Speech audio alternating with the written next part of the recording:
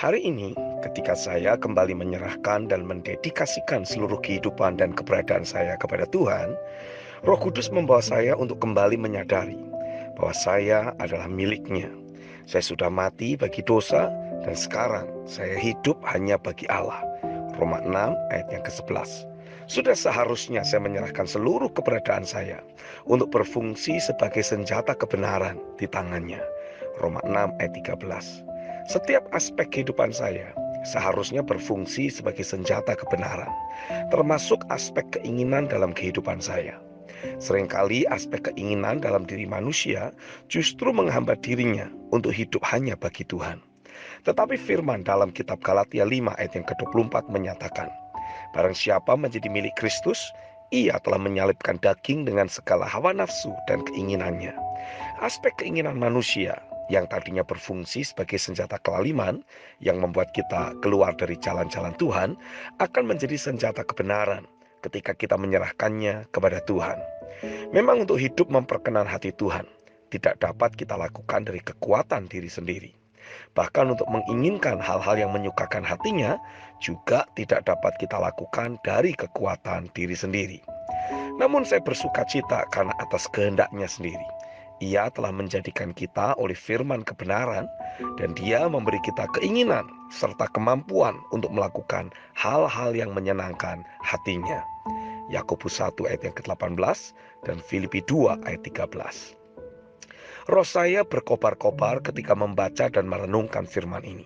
Saya terima kebenaran fakta rohani ini dan saya bangun menjadi dasar keyakinan saya. Dalam Roma 8 ayat yang ke-6 Alkitab mencatat, karena keinginan daging adalah maut, tetapi keinginan roh adalah hidup dan damai sejahtera. Keinginan daging selalu membawa kita mengalami maut dalam berbagai takaran. Mulai dari kesedihan, kekhawatiran, kegalauan hati, sungut-sungut, duka cita, kesengsaraan, konflik batin, sakit penyakit, bahkan sampai kepada kematian. Dunia ini dan segala sesuatu yang diinginkan orang sedang menuju kebinasaan. Dunia ini sedang lenyap dengan segala keinginannya. Tetapi jika aspek keinginan dalam kehidupan kita diisi oleh keinginan-keinginan roh yang membuat kita melakukan kehendak Allah, kita akan menikmati kehidupan dalam kerajaannya yang tak tergoncangkan. 1 Yohanes 2 ayat yang ke-17. Saya menyadari bahwa menjagai hati yang mengasihi Tuhan sesungguhnya menjadi jawaban atas semua persoalan kita. Permasalahannya, ada banyak orang yang menyatakan bahwa ia mengasihi Tuhan, tetapi di saat yang sama masih tetap mengasihi dunia, mengasihi diri saya sendiri, dan mengasihi uang. Padahal prinsipnya kita tidak bisa melayani dua Tuhan. Selama masih ada cinta akan dunia, akan diri sendiri, dan akan uang, artinya kita tidak sedang mencintai Tuhan. 1 Yohanes 2 ayat 15-16 dan Matius 6 ayat yang ke-24. Itu sebabnya saya berketetapan untuk menjaga hati yang mengasihi Tuhan dalam hidup saya, menumbuhkannya dan menjadikan Tuhan sebagai satu-satunya yang saya ingini. Bukan hanya memprioritaskan Tuhan dan menjadikan Dia nomor satu, bukan menjadikan Dia satu-satunya. Tidak ada yang lain.